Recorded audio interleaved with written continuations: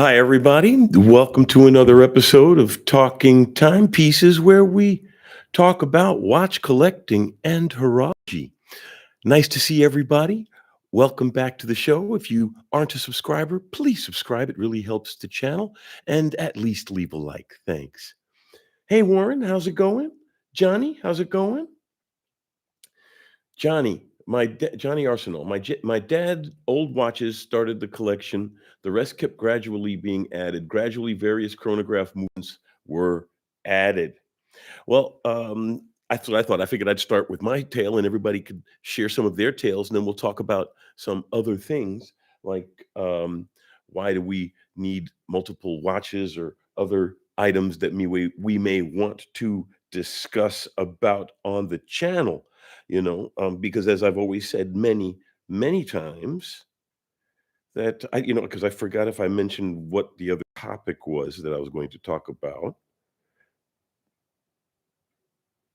But we can bring up whatever topics you want as we go along. Oh yes, what people look for in a watch. So, what got you into collecting, and in and amongst your collecting, what are you into? I can assume that Johnny is into chronographs, which I am also a big chronograph fan. Although I'm not wearing a chronograph today, but I do love this piece.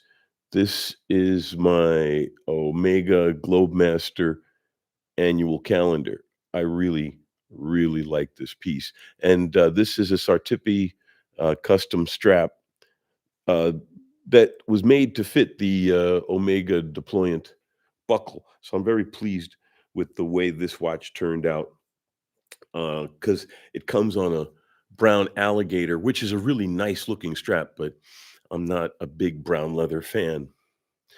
Nothing wrong with brown leather. I know a lot of friends for example, gives you an excuse to wear really nice brown leather wingtips or something of that nature. Let's see. David, hey David, elusive man, how's it going? Mine started with my mom gifting me a Swiss Army gunmetal watch, followed by another Swiss Army officer stainless steel. Finally, she got me a Rado Diastar. After that, I started my own. You featured my collection in an episode. All of them are in there. This is true. Anyone who's interested, it's a really nice collection. You should take a look. He really does have some nice pieces. I'm pretty much watched out at the moment, primarily because I wasn't planning to buy this piece, but I wound up luckily not going into debt, but extending myself significantly financially, picking up this president um, day date, first generation with the sapphire crystal. The reason I say I extended myself, but I didn't go into debt, is I bought this. This used to belong to my father-in-law, my first father-in-law, and my ex was going to sell it. And I told her, well, I said, if you're going to sell it to a shop, I'll pay you retail for it and just sell it to me, and I'll keep it in the family.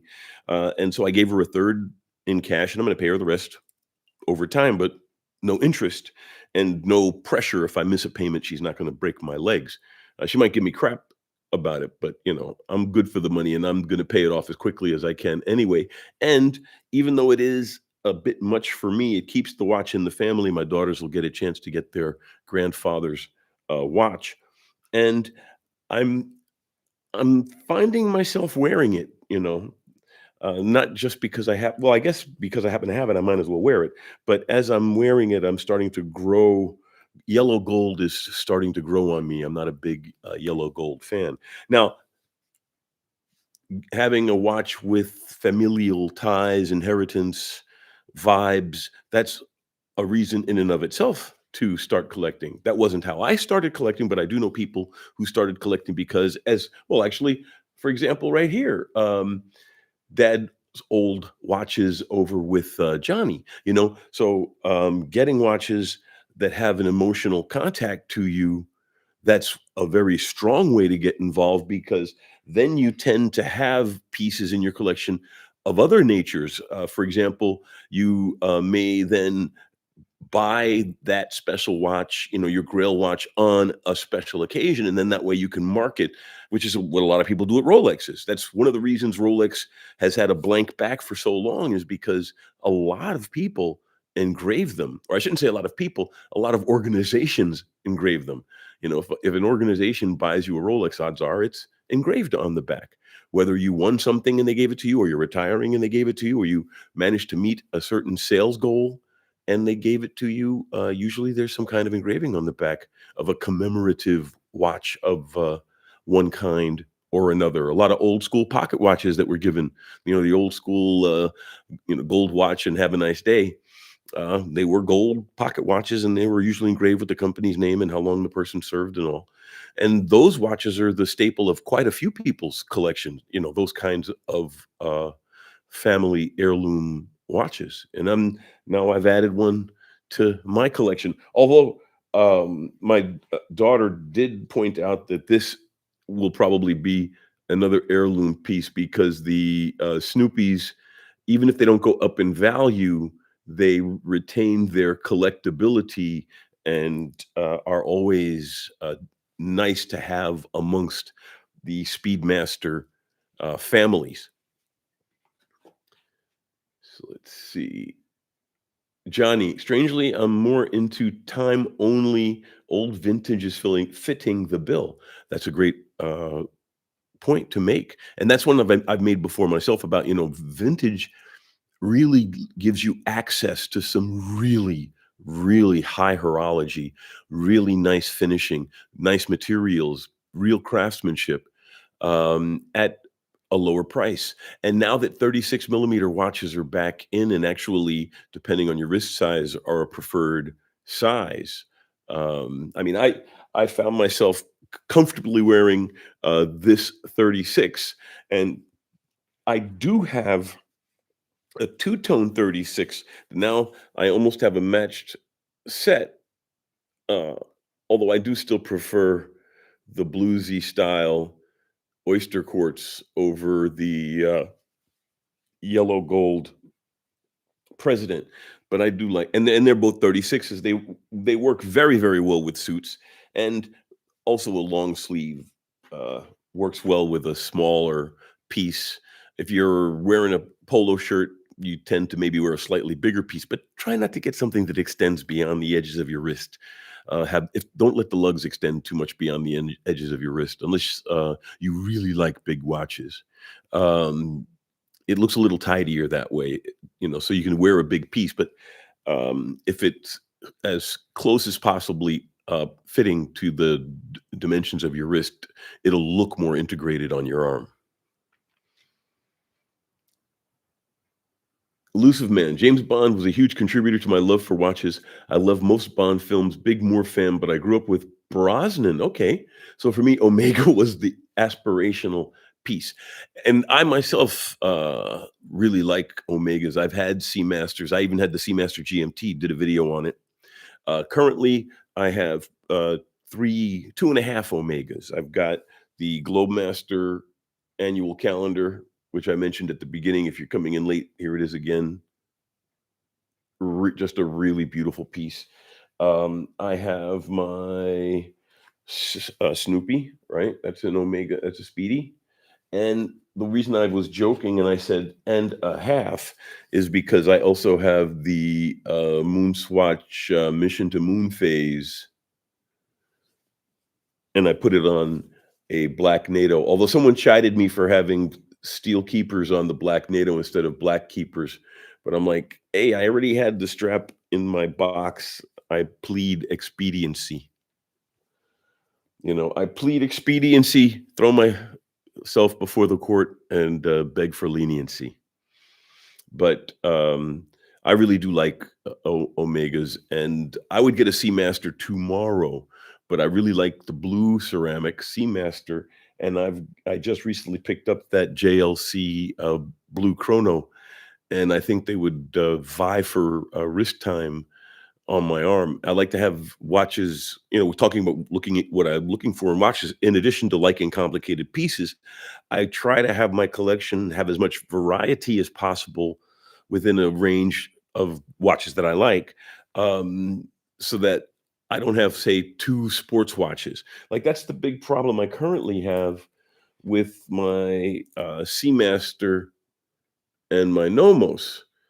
To me, they're almost too much alike. You know what I mean? They're both very clean, white hands and indices, black watches.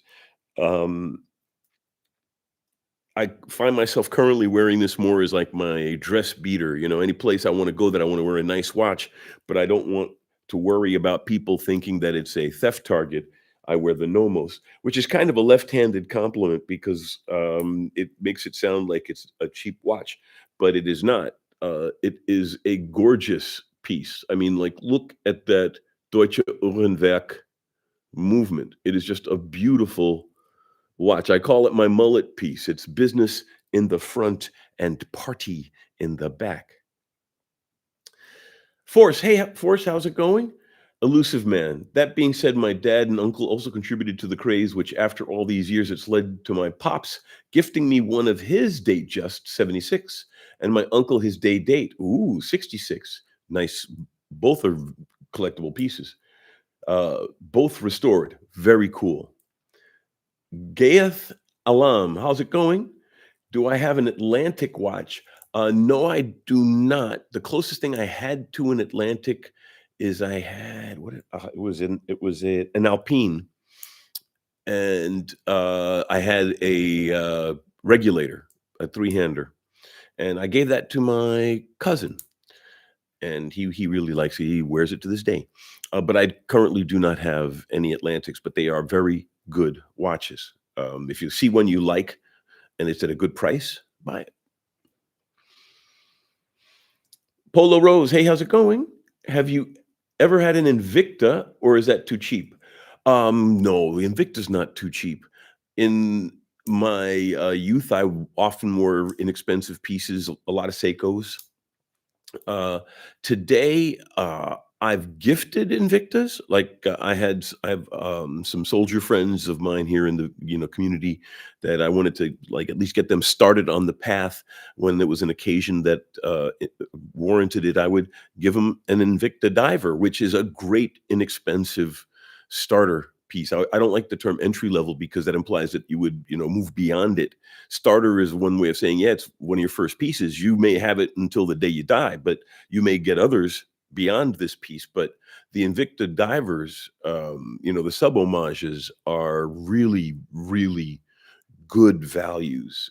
Those Invictas. Some of the bigger, glitzier ones, not my style, but I'm not the one wearing the piece, so I'm not going to be judgmental about someone's tastes on their wrist. That's the thing. I never say the most I would say is I wouldn't buy it myself, but who am I to tell someone else what to wear? I know there are watch pundits who get very snobby and tell people, oh my God, if you wear this, it shows you're a loser or whatever. Or what does this watch tell people about you? You're a nerd that hides their farts or something. I don't know.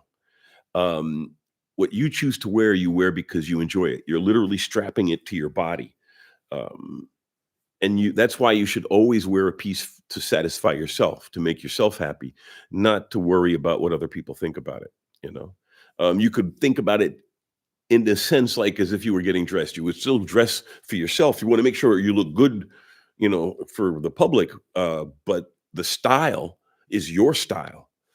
You just make sure everything's neatly pressed and the buttons are in the proper holes and everything's properly aligned and the like. But the style of those clothes is up to every individual, and that's the same. It should be more with watches. It's not really that much with watches.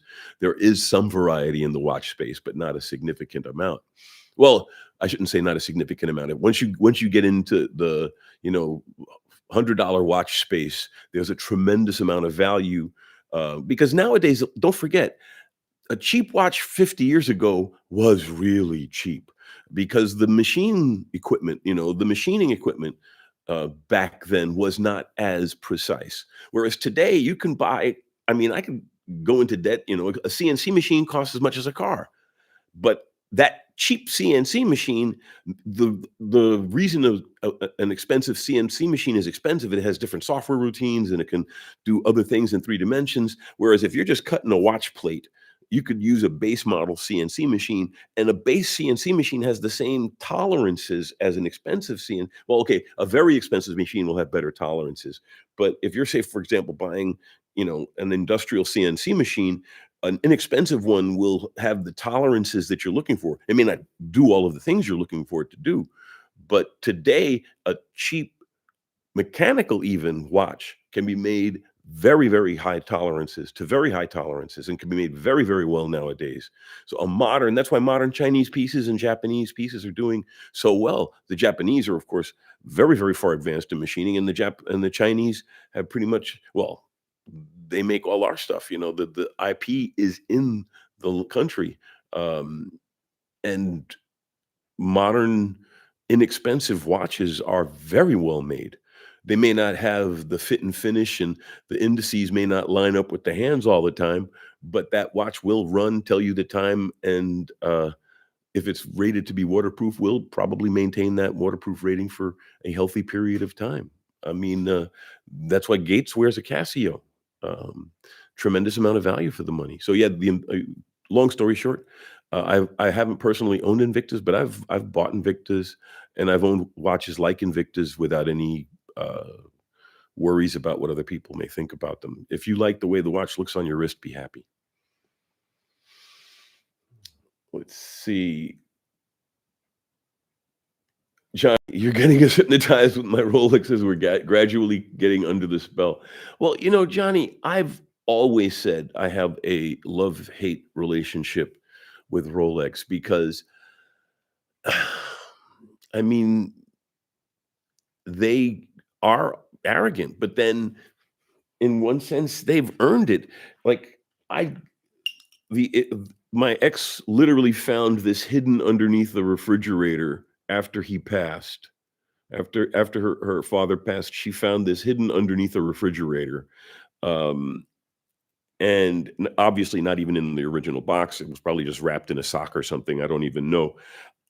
He had an aftermarket diamond bezel put on it. He was a restaurant. He and his wife, ex's mother, my ex-mother-in-law, um, they had a small Yugoslavian restaurant here in Wiesbaden, and did quite well. And so he put an aftermarket uh, diamond bezel on it, and that was the first thing I did. Is I put a factory gold bezel back on it to put it back to factory spec, and that's why I'm willing to wear it, because with a diamond bezel, I wouldn't have been willing to wear it. But to talk about, Rolex and the arrogance, but they've earned it, is this watch has not been serviced easily.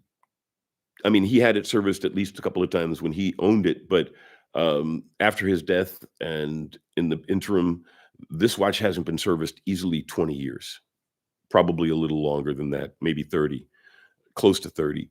And I put it on the time grapher, and it's 275.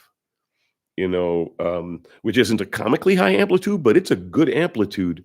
I'm going to still have it looked at, but it's, no pun intended. Well, guess a little bit pun intended. It's running like a watch. It's this, and so this watch hasn't seen very many good days lately. I intend to show it better days, um, but it's running well. And that's what Rolex is delivering. Is you buy a Rolex and it will work. It will work under whatever circumstances. It will work within the parameters that they give you, as long as you don't go deeper than it says or bang it around too much. I mean, well, actually, anything that would damage this watch would tear your hand off of your wrist. Um, and there are better, more detailed, like the Glashütte CQ is in a lot of ways a nicer, better watch, because it is more nicely finished. It is made with more handwork. It does have a hand engraved balance, cock for the, you can identify who put it together by the style of the engraving. It's just a much more nicely prepared product, but this is flawless. This will never give you an issue. You'll never have any problems with it.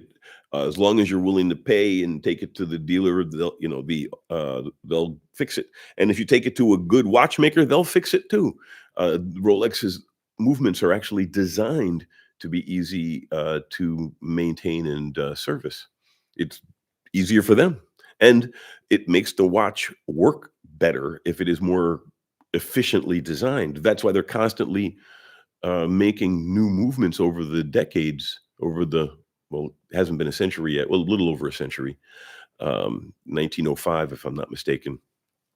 And they've continuously refined the movements in these pieces to make them more just simply reliable. They didn't add, they're not adding the most complicated piece they have is the Sky Dweller. They're not adding complexity when they're making new movements. They're making that movement better than the previous generation's movement. And most of them are three-handers anyway.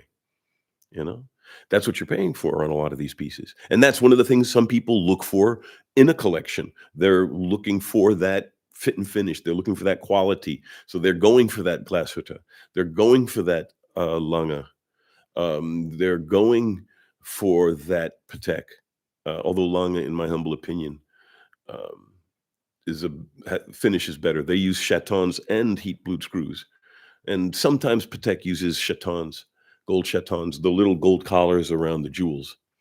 Um, but Alanga and Sona do a better job of it, in my humble opinion.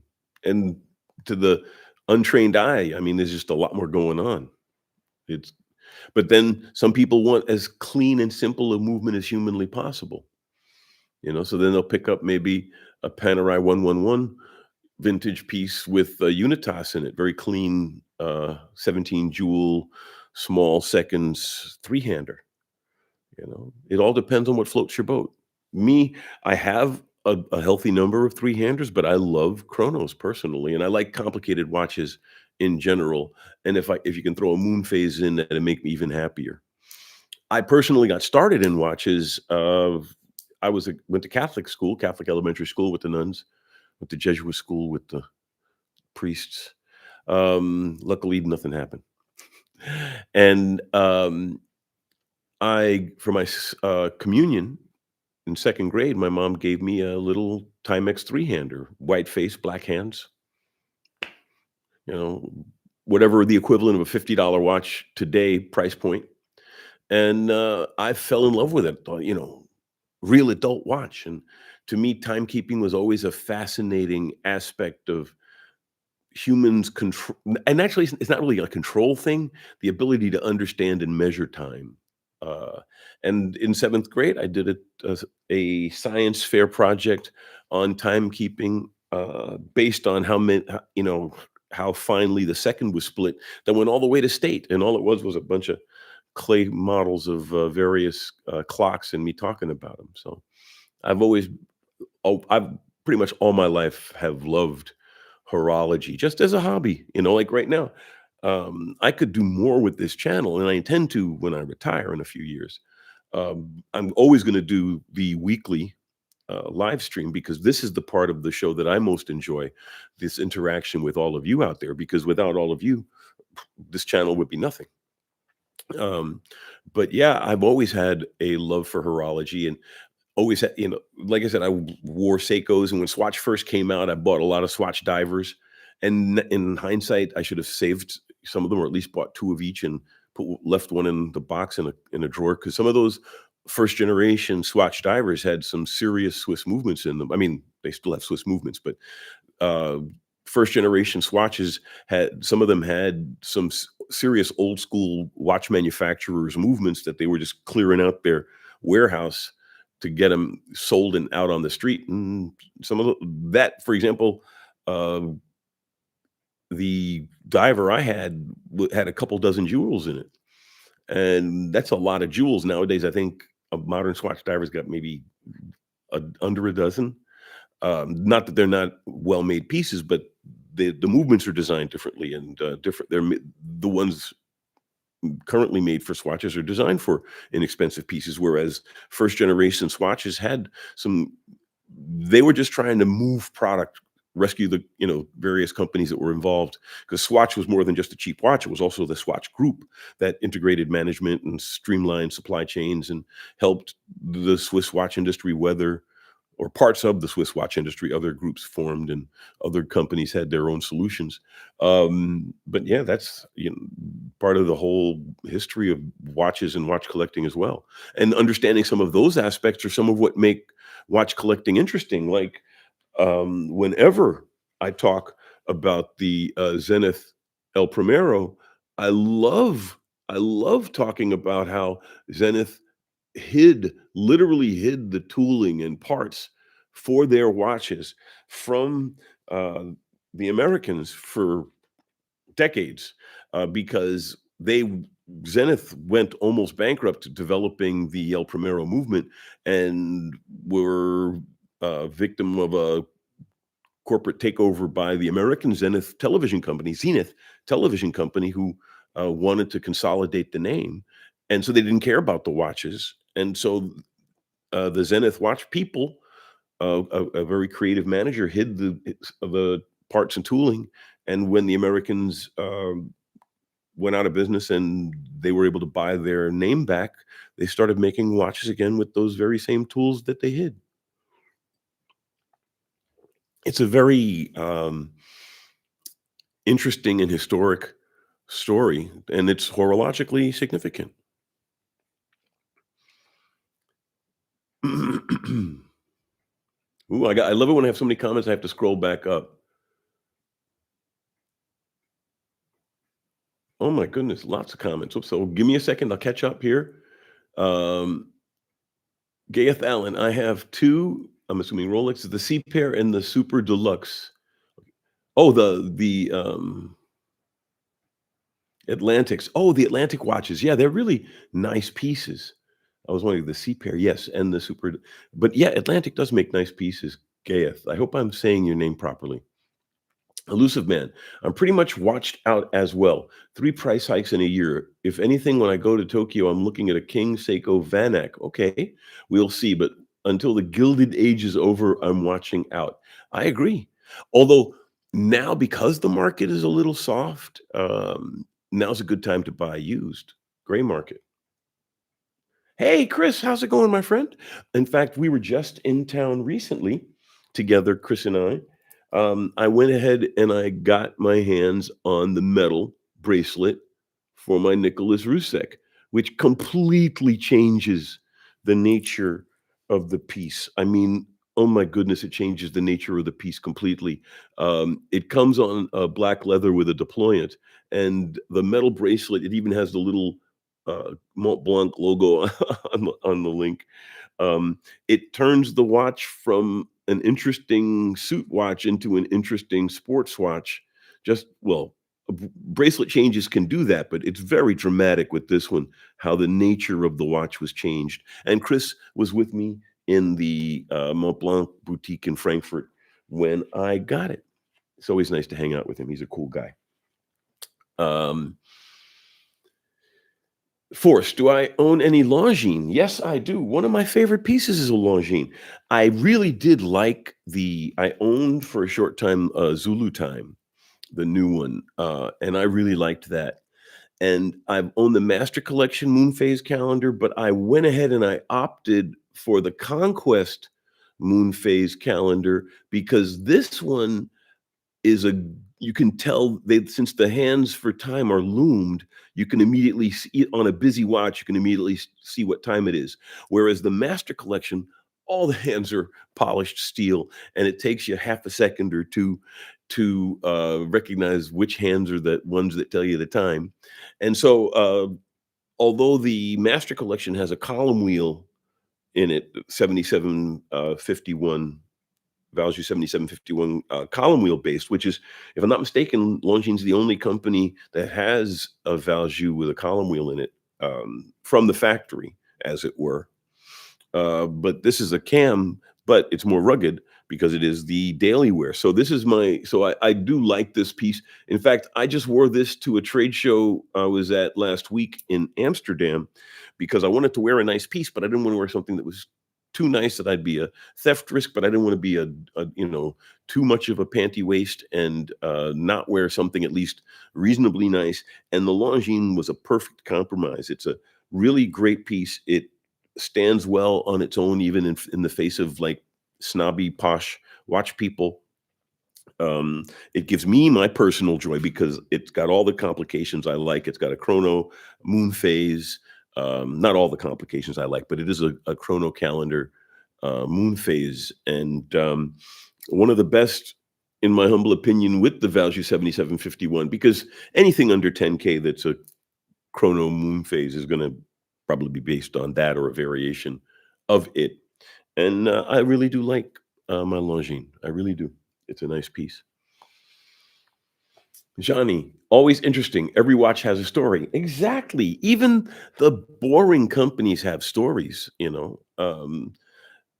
If you or usually it's not the case that the company is boring, it's that we don't know enough about that company. And then when we do, we go, wow, I didn't know that. Like I really enjoyed visiting the Zen factory. And I did do a short video of they had like a history strip in their floor, and I walked up with the camera holding it and did a video on that.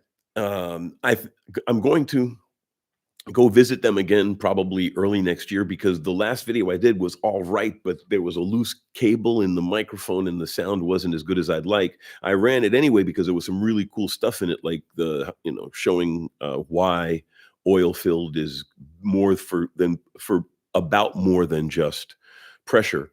It really does help visibility underwater significantly, and in open air as well. It improves the visibility of the piece significantly. And yeah, every company, every watch has some story behind it. Like I said, even the cheapest. Peter, hey, how's it going, Peter? Always nice to see you, my friend. Good to see you, bro. Good morning, or should I say good afternoon on my side of the world? Yes, sir. For me, my father always had a watch on his wrist. When I grew up, I wanted to be like him. Now I'm grown up. And you're like, well, you may be, I don't know if he was a photographer or not, but you're a great photographer, and he'd be very proud of you. And he'd think you had a cool collection. Although he'd probably say you should shoot for maybe 2 weeks, half a month's worth of watches. Go top out at like a baker's dozen or something, because I keep thinking about reducing my collection, and I have reduced. I used to have almost 30 pieces, and now I have almost 20 pieces. Um, and now it's even harder to move my collection around because as the average value has gone higher, it's harder to move on pieces that I might not that I want to get rid of them, but that I might not miss as much to free up money to either A, buy another watch, or B, pay for something, reality world stuff. Like I could really use some new lights, but I'll do that at some point in time. I did buy a new wireless set of lavaliers for my day job, the tech journalist stuff. And actually, this Sennheiser is relatively new. I bought it to improve the quality because I had I mean, I still have it. And I use it with other projects. I have a Rode condenser, but it needed a box to plug into USB. And after a while, I guess the driver update didn't work or something and just wouldn't function. So at least now I have again another decent microphone. This is a reasonably good camera. Probably could upgrade that too. But the nice thing is just a hobby channel. Slow and steady wins the race. We get better every day here. But you have some great camera stuff, and well, that's your business. You do fantastic editing. Your people, whoever you have working with you, you have a great team, whoever you have. Because I mean, I'm all alone over here, but and if you're alone over there, you're doing phenomenal work because that is some really sharp looking work you're doing there. But then again, like I said, it is your business, whereas I'm more of a magazine editor as opposed to a video person. So I know just enough about this to be dangerous. But it is nice to see you, Peter. Oscar, hey Oscar, how's it going? Elusive man. Love hate with Rolex too. Exactly. I refuse to buy a new Rolex. I'm not a fan of the new models anyway. However, vintage Rolex, 60s to 90s, those are the Rolex I appreciate rather not hype, but substance. Oh, yeah, although they're pretty substantial. You could drop easily 4 to 5 on a 36 millimeter um, date just on a leather strap vintage, you know. But if it's in good shape, it's worth it. And it's still cheaper than a modern 39 or 41 millimeter Rolex, you know. But vintage, I've always been a big vintage advocate. I mean, my oyster quartz is a vintage, in that sense. I paid around 4 and change for it, and it's worth like 6. So I'm not expecting to cash in the investment and retire anytime soon, but this is actually one of my favorite pieces. So, I'm probably not gonna worry about the changes in its value. But as you said, the older pieces really have their own charm, especially when they're, oddball ones like the oyster quartz. Elusive Man, saying hi to Peter. Johnny, hi, Chris and Peter. Chris, I've always had an interest in watches, but when I realized how liquid they are in selling and buying, that gave me the opportunity to start tying watches, trying watches out and keep the ones I really liked. That's pretty much my approach as well. I'm always trying to buy something interesting and move on with my collection and sell things that aren't as interesting if I can. And if not, frankly, sometimes I'll literally gift it to a family member because I just don't want to have that many watches around the house, like the one I gifted my cousin. And of course, your family member appreciates that they got a nice piece, and you get the glow of having giving them a nice piece, especially if they were attracted to it. Then you say, "Hey, when you like it, it's yours." I did that with my nibbling. They had they're an electrical engineer and they're doing a lot of outdoor stuff, solar panel installations on sites and the like. And I had a Zin with the compass in it, and I was trying to get their father to buy it, and he didn't want it. And they expressed an interest in it, and so I said, "Hey, knock yourself out, have it, enjoy it, take it into the field, and be compass person." And, as far as I know, they still wear it and enjoy it. So I don't like to have too many myself, but they keep multiplying. Although I would say out of the ones I actually wear on a regular basis, it's probably about a dozen pieces. The rest are pieces that I just happen to own, like this Constantine Chaikin, homage. I don't even wear it. I just thought it was cute, and I keep it in the case to keep the other watches, laughing or something. And then, I have some pieces that I wear on occasion, but I don't really wear a lot, like my Accutron. I'm really glad I have it in my collection. But see, again, um, this isn't really a complex watch, but this is a historically significant and horologically significant complication, the movement itself. Those are the kinds of things that attract me to a piece. Is Does it inspire my imagination? Is it something that's really interesting? Is it a watch with a story, which has come up before? And if the watch has a story, that's cool. And if it doesn't have a story, it could just be a cool watch. Because the PRX Chrono doesn't really have a cool story. It has a kind of a story because it's got a Value 7753 in it. So if you hear anybody complain about Tissot's and plastic parts, say, "Well, get the Chrono. No plastic in it at all." And the Tissot Chrono is actually the PRX Chrono actually is a very nice piece. But this doesn't have a story. But it is a nice complicated piece, and it has a really nicely done movement for a watch under 2,000 bucks. It's another, bar hopping watch. You can wear it, not worry about spilling stuff on it, not worry about, maybe you had just a little bit too much to drink and somebody spirited it off of your wrist while you were not paying attention at the bar, some really good pickpocket who, I mean, that happens at bars all the time, unfortunately. And so if, when I don't trust a place and the Nomos is a little too plain Jane for me, I like to wear the PRX Chrono because it's a nice, attractive piece. And I mean, we are still talking about an 1800, I think it's 1800 bucks, 1900 bucks at retail right now. I mean, it's not a cheap watch.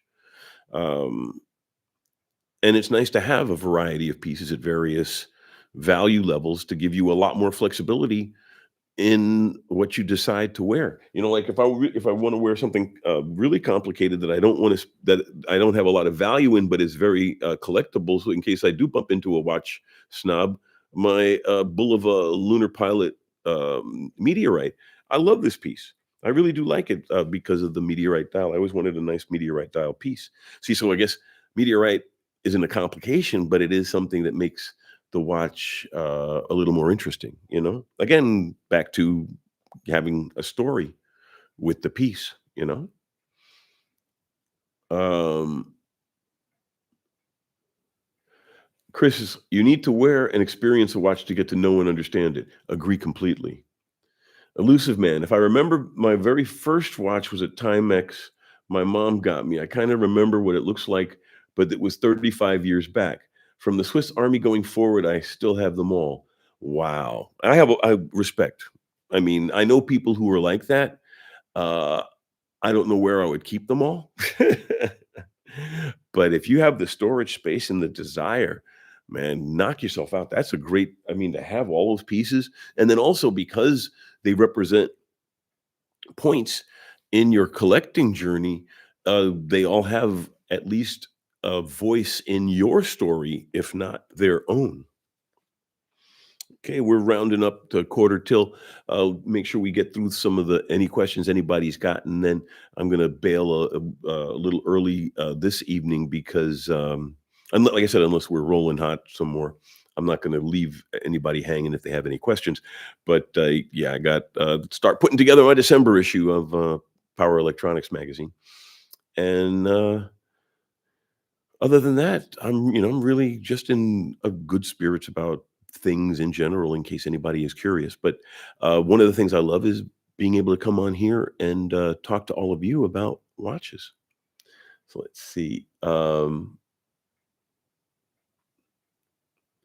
Johnny, some early swatches were very funky. Yes, and some of them are worth a lot of money now, like some of those old Keith Harings. I don't know if Andy Warhol ever hit. It would had to have been his estate, I think. But I know Keith Haring did some pieces, or I don't know if it was his estate or if he did it directly. But Swatch came out with some Keith Haring pieces that some are worth upwards of $1,000 now. Um, that's a lot of money for a Swatch, especially. Well, I mean, I'm assuming that it's probably still in the box and never worn and all that other, but still. I mean, it's not investment level return on your money. If you put that kind of money away for that much time in something more active, you'd have more back. But it just shows you that some pieces do retain a high collectability and increase in value significantly over time. Elusive man, I said it before, I'll say it again. In my collection, I love that Mont Blanc. How much was the bracelet?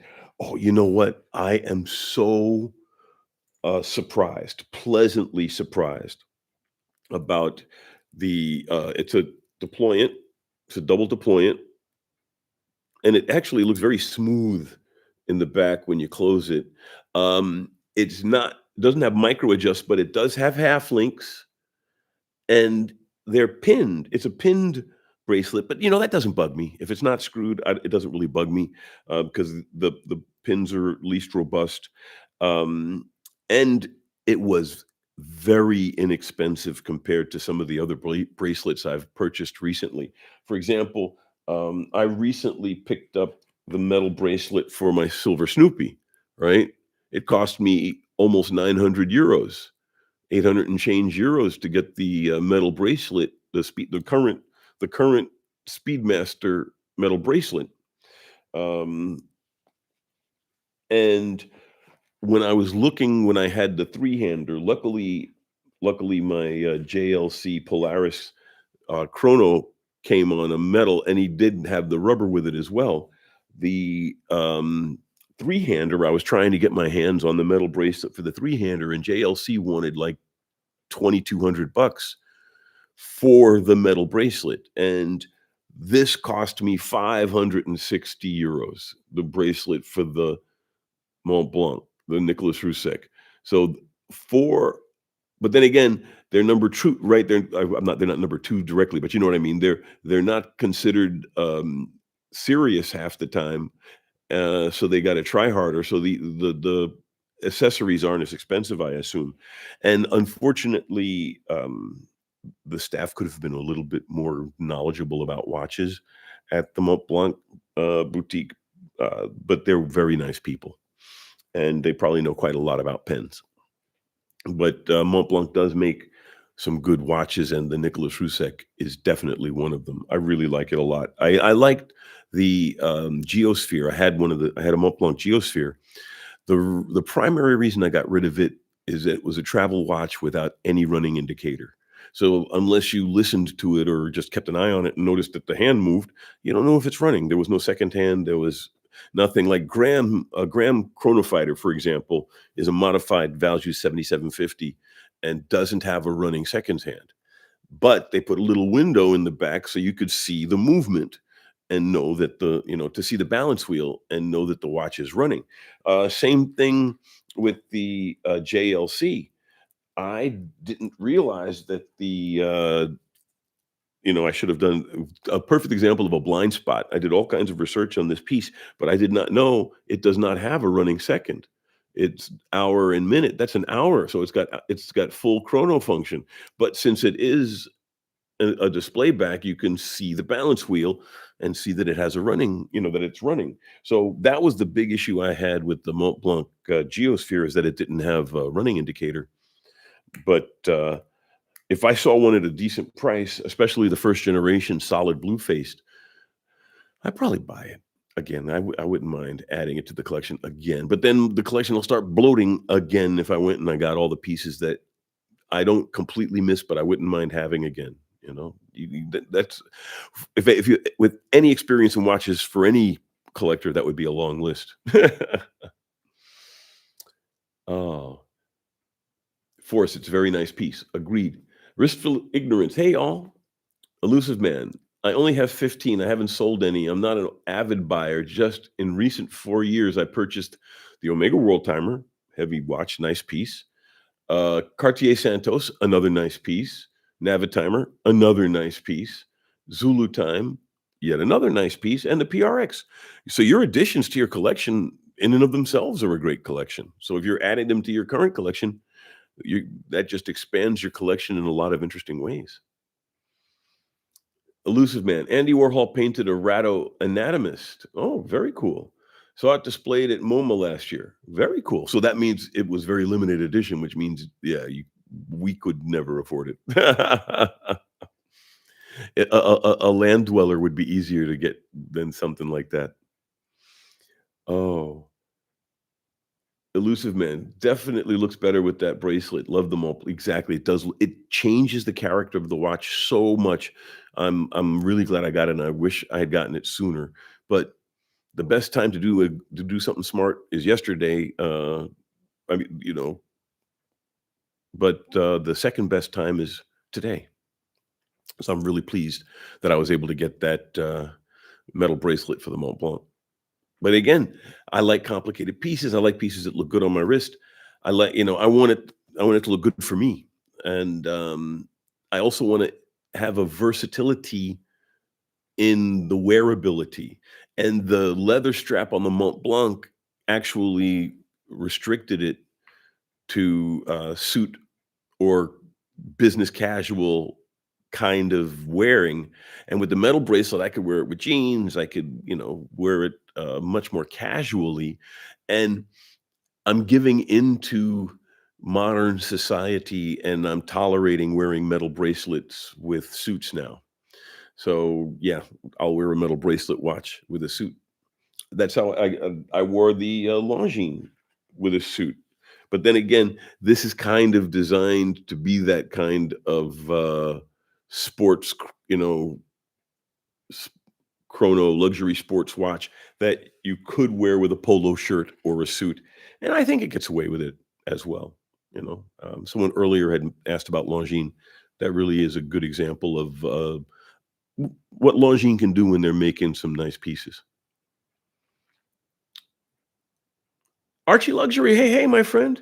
Love the JLC. Stay up late tonight. Let's chat. If I'm awake, I will. But if I'm not awake, I'll mea culpa it. But if I am awake, I'll drop in. Elusive Man, is that watch screw down or push in crown?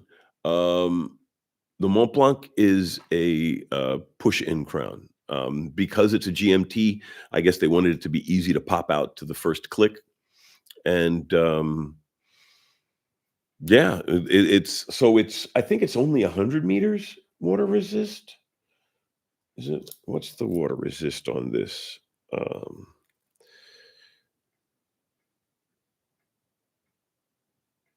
30? No, I can't. I hate it. Half the stuff is deeply engraved on it, and the other half is very lightly engraved on it. But I was trying to read the depth on it, but it's not there. But it's not. I don't think it's extreme. It's probably no more than 10 or 15 atmospheres. We'll see. I'll look it up later, and I'll post it in the comments. And Elusive Man meant the Longines. Yeah, yeah. Oh, the Longines, the Conquest. I believe it is is it no, it's a push-in crown on the Conquest, but the Conquest is does have a deeper rating. The Conquest, I believe, it goes deeper. Not that I'm going to take it there, but some people may. But I don't see it handily on this one either. But 30,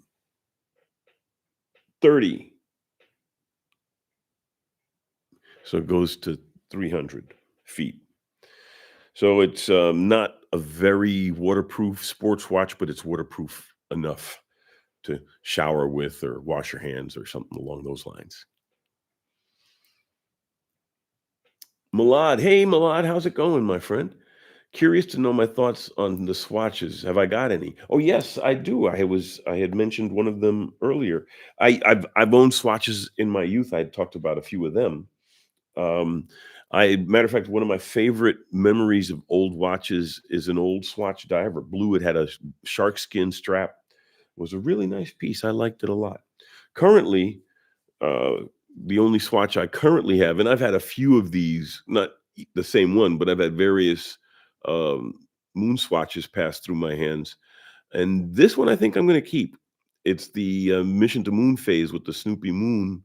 And as I mentioned earlier in the show, I have a soft spot for moon phases. And currently, this is my second moon phase in the collection. My other one is the Longines, and I currently don't have any other moon phases.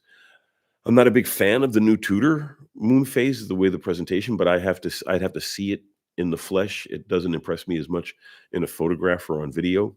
But if luckily there is an AD in our neighborhood, and I'll get a chance to see it at some point in the near future, because Tudors, yeah, you'll see them. They don't have too much of a limited edition nest to them. Some of their stuff is hard to get, but usually there's something on display. So, Elusive Man. Mm. I think an insect landed in that glass while I was not looking. Oh well. Uh, Elusive Man. I have the mission to Mars. I don't have any moon phases. I would really like one. Don't want to break the bank. Well, boom. Get the mission to moon phase. You see, it's got the moon phase at the 2 o'clock, and there's a little Snoopy sitting in it. Yeah, and I paid 300 euros for it in Amsterdam. Um, yeah, you could probably find it, or no, I paid 300 pounds for it in Birmingham. That's what I did. But yeah, you're talking about breaking the bank and getting a really fun watch. I mean, I think this is a really fun watch, especially since I currently don't have the budget for an Apollo 8 Speedmaster. Um, Aditya, hey Aditya Ravi, did I ever own a Seiko prediction? Uh, they have a Negroni in their cocktail time range whose style, in my opinion, is up there among the best red dials out there. I did see some nice Seikos with red dials. I was in the Seiko. Chris was with me. We were in the Seiko boutique. We were very quickly in there recently, but we were couple of months back. We spent some time at the boutique, and they got some really beautiful pieces. I don't know exactly which one you're talking about there, but they make some. I mean, Seiko's known for their dials. They really are. They make some fantastic pieces. And last week we talked about or maybe the week before, our tariffs driving watch collectors into the hands of Japanese and Chinese watchmakers. I hope that one of the silver linings. I hope one of the silver linings from this cloud is that the tariff situation will cause people to look at other watches. In fact, I heard, I don't know if they're still going to do it. Nomos, I understand, is going to eat their tariffs, and they'll maintain so that way they'll be able to maintain a reasonable price in the marketplace where a lot of their Swiss competitors are more expensive. And there'll be other companies like that. There are French watch companies out there. There are, everything Italian, British. Lots of countries make watches, and the tariff situation will hopefully, as a positive factor, open people's eyes to what can be found with Grand Seiko and King Seiko and Orient and Citizen and Bulova. You know, there's some nice stuff out there. Even the revitalized Timex. At first, I thought they had been purchased, but I found out I was corrected. Luckily, well, that's the nice thing about the internet. People correct you. And that, but Timex is doing, for example, some really good stuff. There are a lot of alternatives out there to Swiss, and I own a healthy number of Swiss watches, obviously.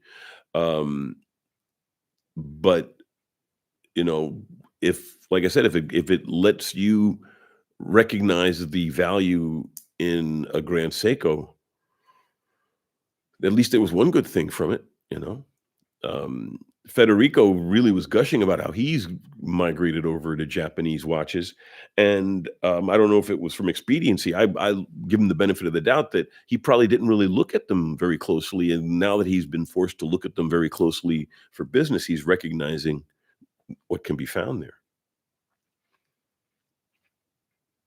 Let's see.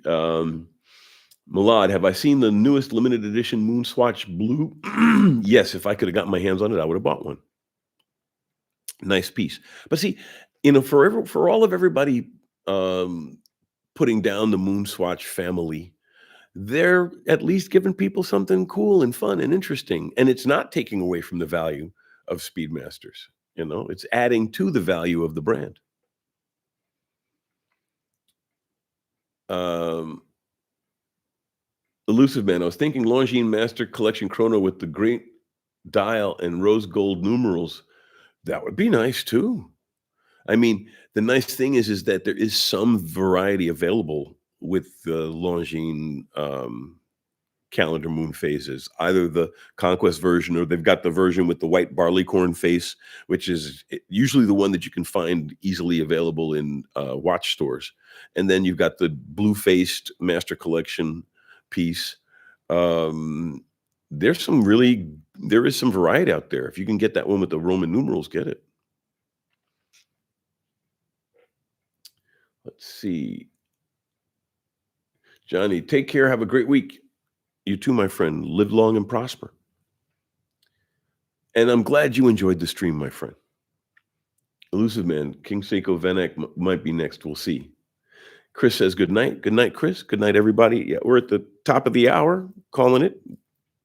But thank you for recognizing it. The Movement Mensch. Hey, hey. Great time to offload a few watches you've been holding on to. Exactly. If anybody wants to get the Nomos, let me know. I'll give you a good price. Aditya, what micro brands caught my attention in recent past? I think Baltic's doing a good job. I think there are a few out there. Ballon Bleu, the that watch that those people that's a good micro brand out there. Horage, I guess you could consider them a micro brand still. Um, there are some smaller companies uh, that have tremendous legacies, like Fortis and some of the German aviator companies, watch companies. There are some really good micro brands out there, and worth looking into. Really worth looking into. Um, it's on the tip of my tongue.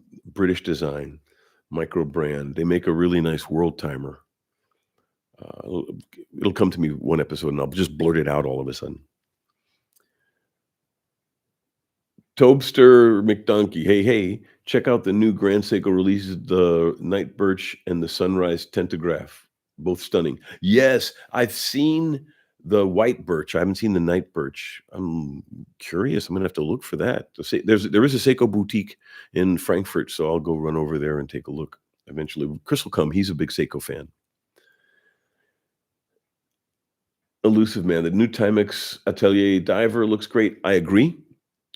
And Grand Seiko is upping the prices very aggressively. Well, I guess everybody's competing in there. You take opportunities in the weaknesses of the marketplace, and it might get bumpier before it gets better. But on that note, let's look more positively. Watch collecting is a fantastic hobby.